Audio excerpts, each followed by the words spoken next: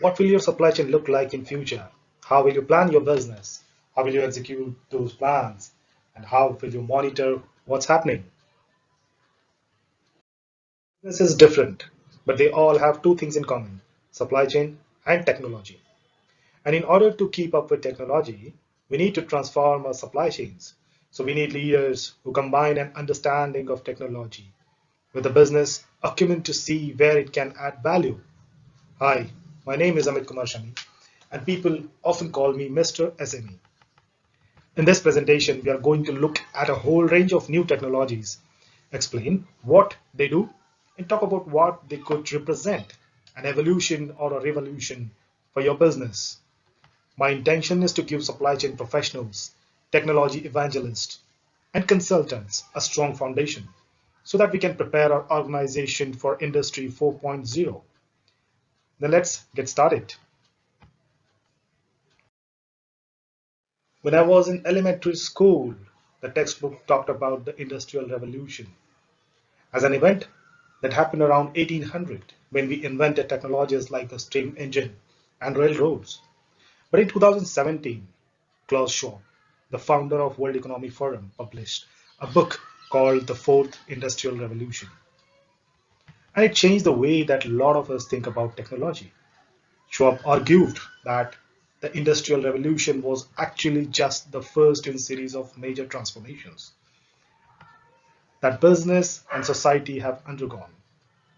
The second industrial revolution happened around 1900 with the introduction of electricity and assembly lines. The third industrial revolution started in 1960s with computer and semiconductors and then the internet.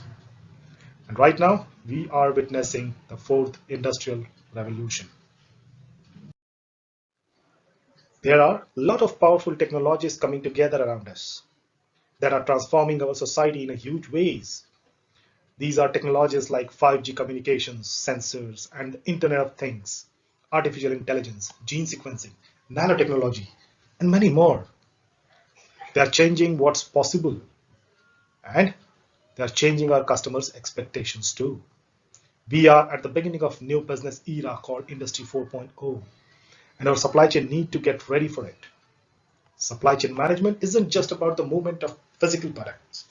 It's about delivering all of the things that our customers value, which often includes services and digital products too. We also need to think about how companies exchange money and share information because new technologies are changing lots of things about how money, materials, and information flow through the supply chain. The Singapore Economic Development Board has developed a tool called the Smart Industry Readiness Index that explains 4 steps that companies need to take in order to undergo digital transformation and prepare for Industry 4.0.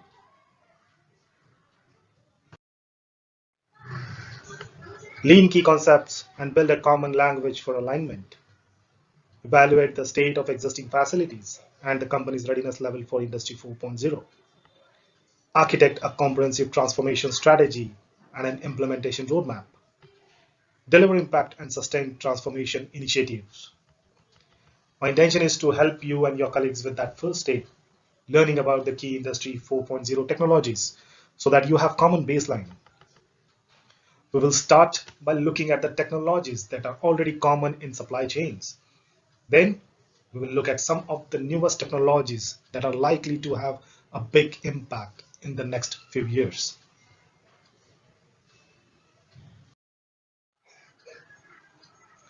Track the information value chain. We create production schedules, place orders with suppliers, book transportation, and a lot more. Some of these tasks just involve collecting and processing data. These tasks should be automated because computers are better at that kind of work than people are. As we move into tasks that involve making decisions, taking actions, and using judgments, people are better at a lot of those tasks. But somewhere in the middle, there always a hands-off between people and machines, a human-machine interface that allows them to communicate with each other. Many companies use a tool called Supply Chain Operation Reference Model, or SCORE, to organize their supply chain process into 6 categories: plan, source, make, deliver, return, and enable. Every process is made up of tasks. Identifying what those tasks are is called process mapping or process modeling. The simplest approach to process mapping is to simply list the steps that we follow. In business environment, you may hear these called standard operating procedures or SOPs in short. In organizations that use lean, they are called standard work. For more complex processes, we often use graphical tool called flowchart.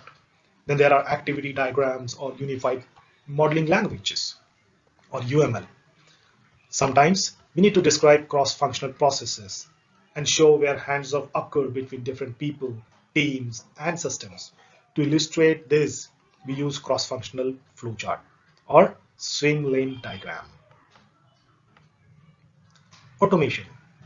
With the supply chain process, there are basically two kinds of tasks, physical tasks and information tasks. Both kinds of tasks can be automated. Physical tasks are activities like assembling, packaging, and transporting products. Information tasks are things like entering data, extracting data, and making decisions. We automate physical tasks using machinery and robots. Stationary robots perform a task in a fixed location. Mobile robots do tasks that involve moving around. Some robots are designed to work autonomously on their own. But some robots are designed to work in collaboration with humans. These are called cobots. We automate information tasks using artificial intelligence.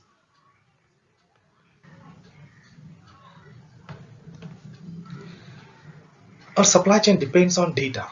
Most of our supply chain data right now comes from the transaction system, like an enterprise resource planning system, a warehouse execution system, or a transportation management system. These systems are essential for digital transformation. But we are also started collecting a lot of additional data from automated devices, like cameras, thermometers, and location trackers, data loggers. We call these as Internet of Things, or IoT devices. The growth of transaction system combined with the adoption of IoT devices is fulfilling a trend called big data. That means we should ensure to have backup of data and redundant hardware and really good physical cybersecurity. We need to have the right infrastructure in place so that we can use big data to drive improvement in supply chain.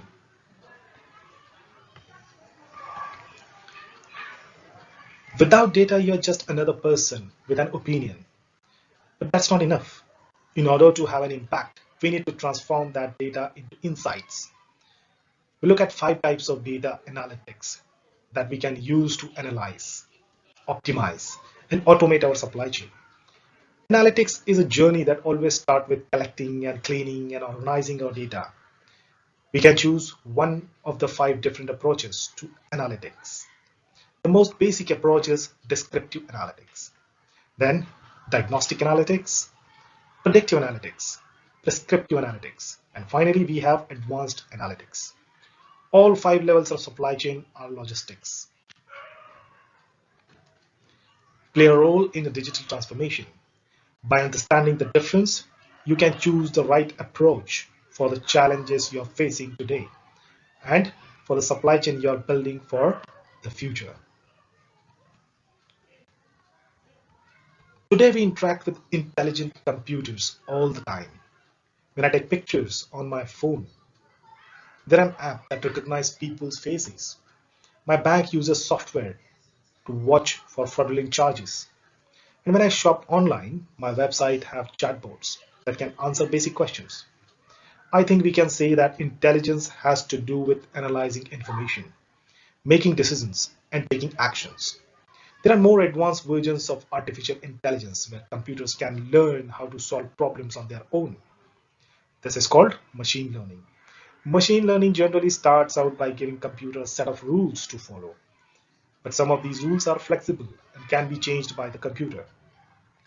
Then you train the computer by giving it a bunch of sample data and providing feedback about the results. The computer uses these feedback to adjust its analysis and decision making and to change the rules. In other words, it learns and gets better through feedback and practices. client is a device like phone, tablet, or a laptop that a user interacts with directly. A server is a more robust computer that we use to store large amount of data and to do serious processing.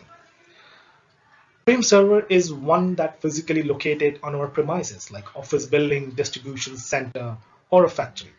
And then there is a cloud server, are located in remote facilities and are accessed over the internet. The companies that operate these remote data centers are called cloud hosts. Anytime we rely on server for storage and processing, we end up with the centralized network. But they can create a single point of failure for the network. The opposite of centralized approach is a decentralized or distributed architecture, where we spread the storage and processing power out across the client's devices. Some networks use a hybrid approach called edge computing. With edge computing, you do some of the storage and processing using the servers that's close to the clients, and that edge server act as a gateway to the central server. Choosing the best way to store and process data depends on a lot of factors, including the amount of data you have, the capability of your client devices, and the location of your users. Understanding the strength and limitation of centralized, distributed, and edge network architecture can help you choose the right network architecture for all of your supply chain processes. I'll be doing a detailed presentation on current supply chain management technology shortly. Please subscribe to my channel on YouTube and follow or connect on LinkedIn. Let's talk about emerging supply chain technologies. Have you ever flown an aerial drone or ridden to a work in a self-driven car? Well, neither have I. And for most people, autonomous vehicles aren't part of our day-to-day lives. But for supply chain, autonomous vehicle and drones are already doing a lot of work behind the scene. An autonomous vehicle is a mobile robot that can travel without a human giving it a real-time instructions. Sometimes they are programmed to follow a specific route, and sometimes they can just choose a route on their own. And many of them can communicate with human operators and update their routes during the journey. For example, there are small autonomous robots that travel back and forth inside the warehouses to move pallets of goods. And there are large autonomous semi-trucks that can haul freight on the highways. Drones can also be useful for inspecting facilities in remote or dangerous environments. Simulation, optimization, and digital twin in supply chain. Most supply chain models fall into three categories. A digital twin is a file or a program that describes important attributes of a physical product or a process. Simulation model shows us how supply chain process will behave given a certain set of conditions. An optimization model shows us how we should configure a supply chain in order to achieve particular results. Let's look at each of those more closely. We can create digital twin for a product, a facility, or even an entire supply chain. Imagine a digital twin for an engine that can help us predict when a part is likely to break. So we can have a spare part ready, or better yet, so that we can make the repair before the part breaks and avoid the risk of an unplanned shutdown. While digital twins generally try to capture what's happening right now, simulation and optimization models help us predict what could happen in the future. With simulation, we want to see what happened under a certain set of conditions. And with optimization, we want to see how to change that condition to achieve the better results. Additive manufacturing and supply chain. Michelangelo said every block of stone has a statue inside of it, and it's the task of the sculptor to discover it. In other words, supply chain is about removing or subtracting the extra material from the stone and leaving in place a bit that we want to keep. A lot of today's manufacturing uses that subscriptive approach. We make a part by drilling holes, cutting out shapes, and grinding away materials. These techniques create a lot of waste in the form of sawdust, filings, and scraps. But additive manufacturing or a 3D printing is a radically different approach. With 3D printing, you make parts by adding material exactly where you want, which means there is no waste or scrap. Here are four things that makes all of these additive manufacturing process really interesting for supply chain. First, you can design a complex shapes that could be made using traditional manufacturing techniques. This opens up opportunity to make parts that are stronger, lighter, and that works better. Second, 3D printing makes it easy to customize each part to meet the exact needs of a specific customer. This is called mass customization. Third, we can 3D print parts on demand when we need them rather than holding inventories.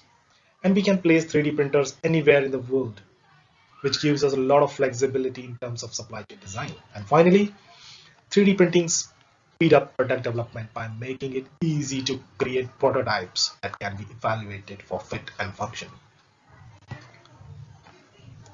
Improve supply chain communication technologies. Communication has always been the foundation of supply chains. So let's look at 5 categories of communication technologies that are creating enormous possibilities for supply chain. The first is fiber optics. Fiber optic cables are now being connected straight into homes and offices and factories, providing a high-speed physical connections between stationary devices located all around the world. Short-range wireless technologies. A good example of short-range wireless technology is radio frequency identification tags, which can be placed into packages and pallets and containers. RFID lets us track product moving through the supply chain. Bluetooth is an example of short-range wireless technology that allows devices to communicate with one another. For example, Bluetooth communication can be used to connect an RFID scanner to nearby computers. Wireless mesh networks. These are Wi-Fi networks that are spread out over a large distance so that you can connect to the same network as you move around. Many hotels and restaurants and communication companies have deployed wireless mesh networks to make it easy for their customers to access the internet. Some smart cities are creating wireless mesh networks so that all of their residents have internet access. Next is a fifth generation cellular technology. Compared to the previous cellular technology, 5G allows 10 times more devices to send 100 times more data over the internet. Think about how useful that could be for drones that are doing last mile deliveries. The final wireless technology is a satellite internet. Companies are now putting internet telecommunication satellites right into orbit, and that will make it possible for devices to connect to the internet from anywhere on Earth. Each of these communication technologies is important. The big question is that we need to keep asking is how these new communication technologies change the way that we structure our supply chain and the ways in which we can provide value to our customer. Augmented reality in supply chain. Augmented reality or AR adds digital information to the world around us. For example, imagine if you had a pair of glasses that would project information onto the things that you look at or display instruction about what you should do. While augmented reality enhances that way we experience the world, virtual reality is about immersing us into completely digital world. Many people are starting to call this digital world the metaverse. So how can AR and VR be useful in supply chain? Let's start with some use cases for augmented reality. What if an associate working on our loading dock could look at a truck and instantly see information about the shipment it was carrying and where it was headed? Or what if a customer could look at one of our products and instantly see a list of all the available accessories? When it comes to virtual reality, I think a lot of exciting opportunities are related to simulation modeling. For example, we can create a VR version of an assembly line and walk through the entire facility virtually before investing in building out the physical infrastructure. Virtual reality could also be used to model entire supply chain and allow us to zoom in and examine the parts that we need to study more closely. Another good use case of virtual reality is in trainings. Pilots have been using VR flight simulator for years. Share and secure data with blockchains. Many of the challenges that we face in business involve storing information securely and exchanging information with our customers and suppliers. In practical terms, a blockchain is basically a database that can be shared by lots of different peoples. I think of blockchain like a shared electronic logbook, which, by the way, is why blockchain are sometimes called a distributed ledger technology or DLTs. Let's think about how that could be useful in supply chain. It started when the buyer generates some information, like a purchase order number and transportation routing instruction. At the same time, the supplier creates a sales order and tracks the information like the lot numbers, and the serial numbers of the product, along with the price and the scheduled shipment dates. The buyer and the seller are both tracking information about that same order, but they are doing it in a completely different system. So they have to duplicate efforts and pass information back and forth, which often leads to delays and discrepancies. With a blockchain, we could they could each be entering their own information into same database. Uh, that could speed up the transaction and eliminate any discrepancies. And if both companies maintain copies of the blockchain, then there is less risk of data being lost due to an accident or a cyber attack. And if lots of other companies were using that same blockchain, they could all have access to the information they need about the products moving through their supply chains. In some cases, they might even open up the blockchain so that other people on the internet can see what's happening. That can be useful for auditing and compliances, or if there are concern about keeping the information secret, they can limit who can join the blockchain and what information they can see. Another interesting feature of some blockchain is the ability to create smart contracts. With smart contracts, you can create programs that execute automatically when certain things happen, like automatically paying an invoice when the shipment is received. And the last one is quantum computing in supply chain. All of the digital technologies that we're using today have something in common. They process instructions as a series of ones and zeros, and they perform binary operations. But we are on the edge of new technology, revolution that will be supercharged by quantum computers. In computer speaks, the smallest unit of data is called bit. A bit is a binary. It can be either a 1 or a 0. And everything the computer do today can be decomposed into ones and zeros. That approach worked really well for black and white problems, but it isn't the most efficient way to solve complex problems when there's a lot of uncertainty, or when we are looking at lots of different scenarios. And that's what makes quantum computing so interesting. With quantum computing, we replace the binary bits from our current computer with a new unit called qubits. A qubit can be both 1 and a 0 at the same time. This is called superposition. That difference means that quantum computers are ideal for solving complex problems where uh, there are a lot of possible scenarios that needs to be considered at the same time. Things like network planning, routing, forecasting, rather than simulating each scenario independently, quantum computer will allow us to simulate all of the possible scenarios at the same time.